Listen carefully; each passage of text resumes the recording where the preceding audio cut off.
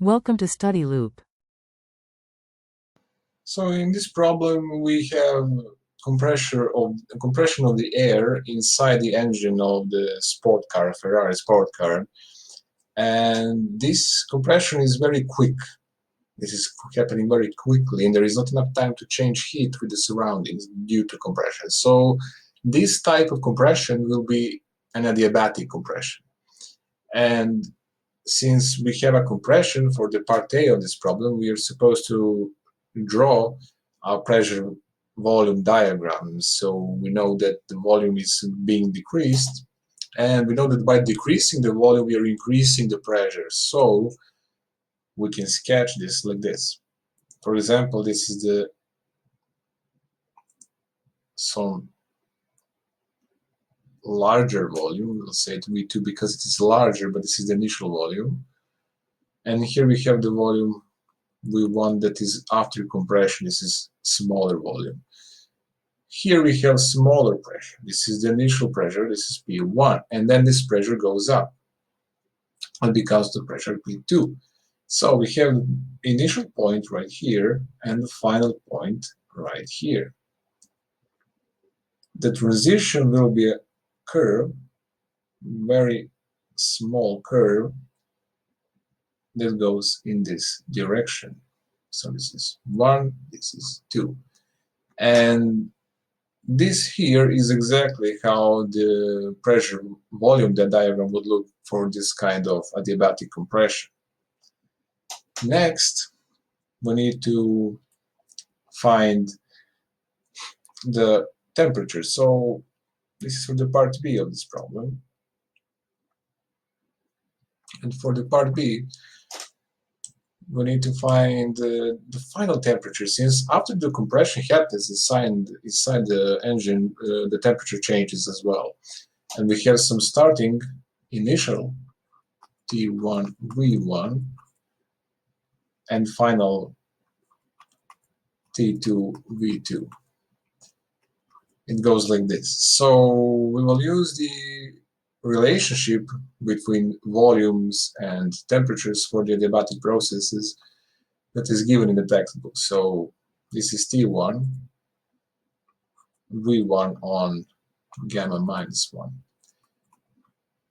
The final temperature, final volume, gamma minus 1. So from here we can derive that the final temperature is the initial temperature times the ratio of the volumes. This is V1 over V2 over gamma minus 1. We can then substitute the known values and obtain that 293 kelvins times V1. We know the ratio immediately. We know the relationship between V1 and V2 from the problem, so this will be 0.09 times V1. This will cancel out, and here we have 1.4 minus 1. When we place these values into a calculator and evaluate them, we obtain that T2 equals 490. First I will express this into kelvins. So first value that we obtain is 768 kelvins, and transforming this into Celsius, this will be 495 degrees Celsius. And we have not finished yet, because now we need to find the relationship between the initial pressure and the initial volume and the final pressure and the final volume. I'm using different indexes here than the indexes I've used in the pressure volume diagram, so notice that please.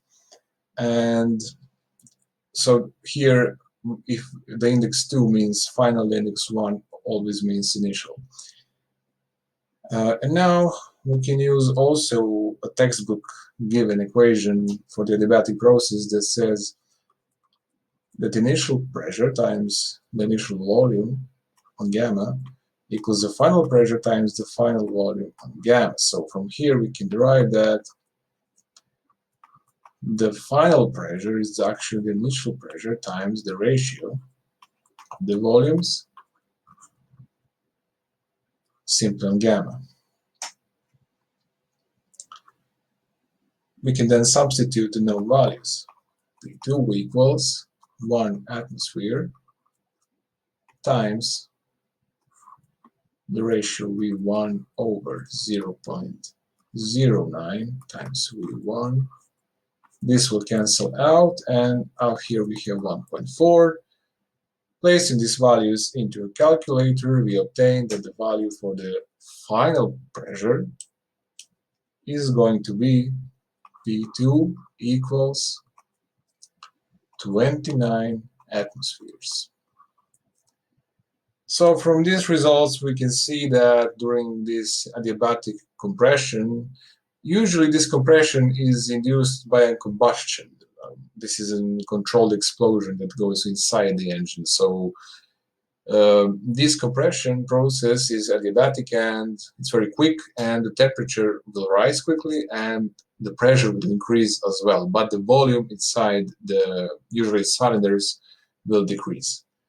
So I hope you find this useful, and I hope to see you in the next lesson.